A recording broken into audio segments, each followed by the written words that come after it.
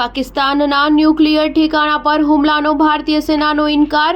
Air માર્શલે કહ્યું, માહિતી આપવા બદલ આભાર. ભારત અને પાકિસ્તાન વચ્ચે થયેલા સંઘર્ષ વિશે વધુ માહિતી આપતા ભારતીય સેનાના ત્રણેય પાંખના ડીજીએ મીડિયાને સંબોધન કર્યું હતું. આ દરમિયાન સેનાએ કહ્યું કે અમે પાકિસ્તાનના ન્યુક્લિયર સ્થળ કિરાના હિલ્સ પર હુમલો કર્યો નથી. સેટેલાઇટ તસવીરમાં સરગોદા સ્થિત મુસફ એરબેઝ પર હુમલો દેખાડ્યો હતો, જે કથિત રીતે કિરાના હિલ્સની નીચે અંડરગ્રાઉન્ડ ન્યુક્લિયર સ્ટોરેજ સાથે જોડાયેલો છે. સેનાએ પાકિસ્તાનના કેટલાક ઠેકાણાઓને નિશાન બનાવતા એવી અટકળો શરૂ કરી હતી કે સેનાએ પાકિસ્તાનના ન્યુક્લિયર પરમાણુ ઠેકાણાને પણ નિશાન બનાવ્યો હતો. જ્યારે એર માર્શલ A.K. ભારતીને પૂછવામાં આવ્યું કે શું ભારતે કિરાના હિલ્સ પર હુમલો કર્યો છે, તો તેમણે કહ્યું કે કિરાના હિલ્સમાં પરમાણુ સ્ટોરેજ છે.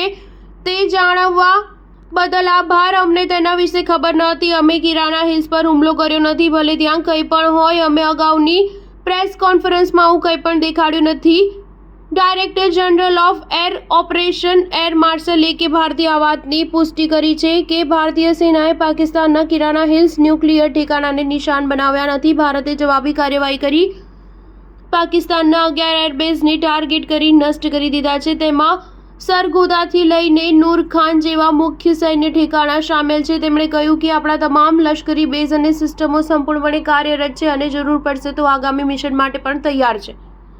તેમણે કહ્યું કે અમે જે તસવીર દેખાડી છે તે મુજબ તુર્કીના ડ્રોન હોય કે પછી અન્ય કોઈના, અમારી સિસ્ટમ તેને તોડી પાડવા સંપૂર્ણપણે તૈયાર છે. ડ્રોનનો સામનો કરવાની આપણી પાસે સ્વદેશી ટેકનોલોજી છે. તે કોઈ પણ ટેકનોલોજીને પહોંચી વળવાની ક્ષમતા રાખે છે.